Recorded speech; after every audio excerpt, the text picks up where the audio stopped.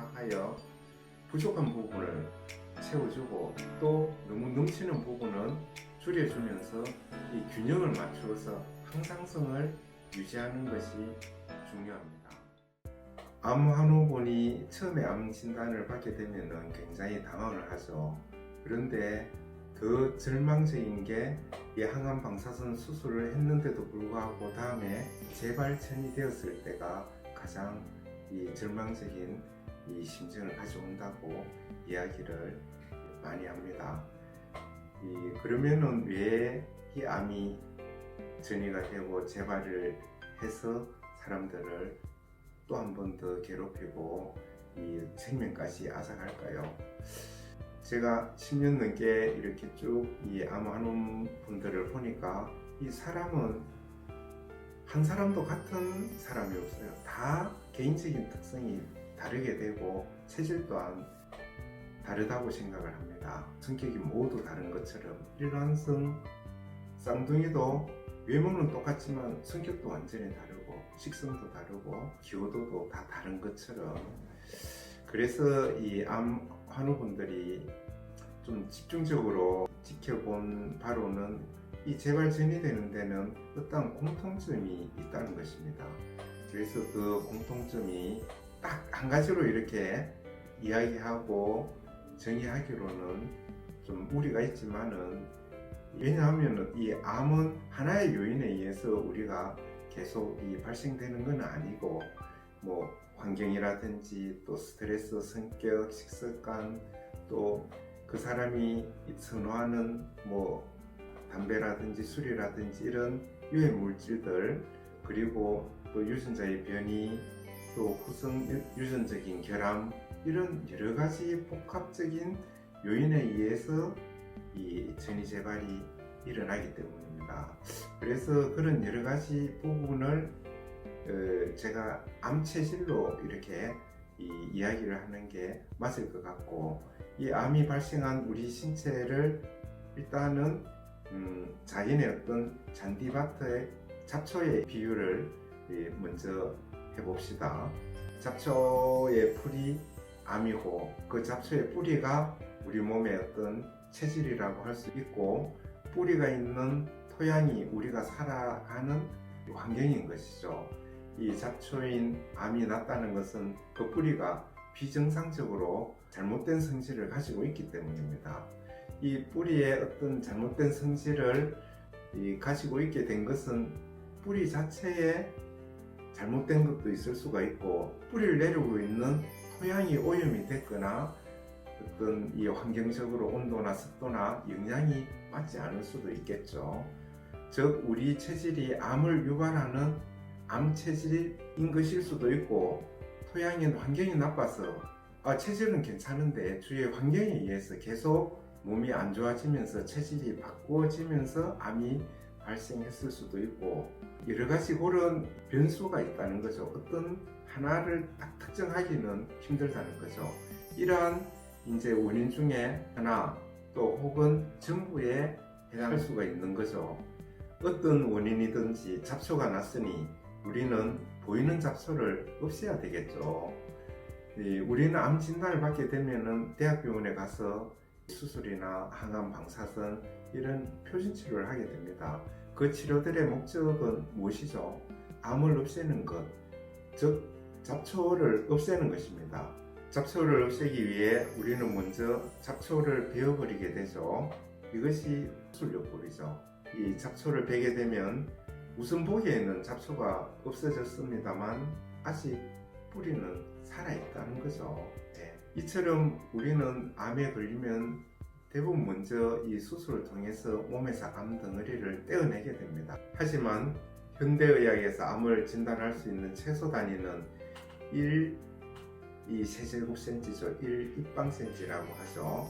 그보다 작은 미세암들은 눈에 보이지 않으면서 수술한 부위 주위나 우리 몸 다른 장기나 조직에 숨어 있을 수가 있는 거죠. 그렇기 때문에 우리는 그 뿌리이자 씨가 다시 암을 재발시킬 수 있는 우리 몸의 암 체질을 없애기 위해 추가적으로 이 치료를 하는 방법이 항암 치료를 하게 됩니다. 마치 너무 작아서 차마 베낼 수 없는 이 잡초나 씨를 뿌려볶기 위해서 제초제를 토양에 뿌리는 것과 같은 방법이죠. 이 뿌리까지 죽이기 위해서 말입니다. 우리가 항상 하는 말이 있죠. 잡초의 뿌리를 아예 뽑아버려야 된다고. 여기에서 이제 뿌리의 특성에 따라 다른 반응이 나타나게 됩니다. 나의 뿌리 자체는 나쁘지 않아요. 근데 토양이 너무너무 나빠. 그러면은 썩 괜찮은 나의 뿌리도 이 나쁜 토양 때문에 어쩔 수 없이 이 뿌리가 썩거나 잘 자랄 수 없게 이 잘못된 뿌리가 되는 거예요. 이럴 경우에는 잡초를 자르고 토양에 제초제와 영양제를 뿌리면 나쁜 뿌리는 죽고 영양제로 착한 뿌리가 다시 생기면서 잡초가 아닌 정상적이고 예쁜 풀이 나고 꽃이 피고 할 수 있습니다. 이때의 영양제가 제가 지난 시간 말씀드린 통합치료입니다. 나쁜 뿌리가 다시 건강한 뿌리로 탈바꿈할 수 있도록 여러가지 방법을 동원하여 좋은 생물을 만들어야 합니다. 다른 경우는 안타까운 경우지만 나의 뿌리가 너무너무 잘못된 거죠. 그러면 토양이 좋든 나쁘든 내 뿌리에서 계속 잘못된 잡초만 자라게 되는 거죠.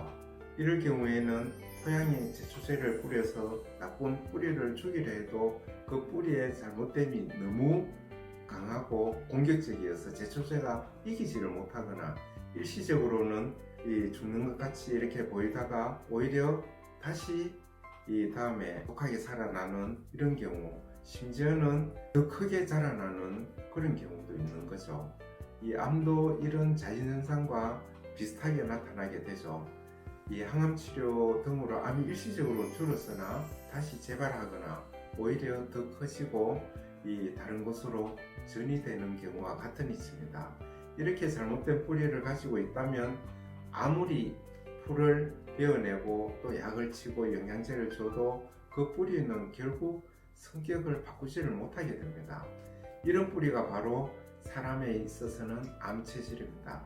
태어날 때부터 이런 뿌리를 갖고 있지 않더라도 어떤 환경이나 생활 습관 때문에 발생할 수도 있고, 잠깐 뿌리가 어떤 변역기, 예를 들면 사춘기라든지 갱년기 이런 걸 겪었을 때 잡초가 생겨나는데 이를 없애는 그 과정에서 성격이 안 좋은 쪽으로 변했을 수도 있습니다. 잡초를 없애기 위한 가장 쉬운 방법은 착한 뿌리를 건강하게 만드는 것이죠. 그렇게 되면 조금은 투박한 토양이 되거나 바람이 불고 비가 온다 하더라도 그 뿌리 깊은 나무는 예쁜 꽃과 열매를 얻을 수 있게 됩니다. 그렇기 때문에 우리는 풀의 뿌리인 체질을 꼭 바꿔야 한다는 것입니다. 어떠한 방법도 게을리하지 않고 강한 의지를 가지고 이 근본적인 뿌리를 어떻게든 건강하게 만들어야 합니다. 당장 계속해서 올라오는 잡초는 베어내고 또 제초제도 뿌리고 해야 되겠지요. 하지만 일단은 나쁜 뿌리를 죽이고 난 뒤에는 다시 착한 뿌리가 자랄 수 있도록 환경을 만들어줘야 하는데, 토양을 비옥하게 가꿔주고 뿌리의 영양제를 꾸준히 투여를 해서 건강한 생물로 만들어내야 한다는 것이죠. 그러기 위해서는 우리 몸의 체질을 파악하여 부족한 부분을 채워주고 또 너무 넘치는 부분은 줄여주면서 이 균형을 맞추어서 항상성을 유지하는 것이 중요합니다. 수술, 항암, 방사선 한 이후에 이제 몸에서 암을 다 없앴으니 암이 내 몸에서 완전히 없어졌다고 생각하고 암의 근본인 뿌리는 바뀐 것 없이 다시 일상으로 복귀하게 되면 어쩔 수 없이 잡초는 다시 자라날 수밖에 없는 거죠. 내 뿌리는 여전히 나쁘게 변해 있고 땅도 이미 산성화될 대로 산성화되어 착한 뿌리, 좋은 뿌리는 더 이상 자라날 수 없기 때문입니다. 그렇다면 다시 잡초가 자라날 수 없는 환경을 만들어주는 것이 중요하겠죠. 지난 생활을 돌아보아 어떤 부분에서 이 질병이 생겼는지, 병이 생겼는지 잘 고민을 해보고 그 원인을 치료하여 암의 재발과 전이가 일어나지 않도록 잘 관리하실 수 있길 바랍니다. 감사합니다.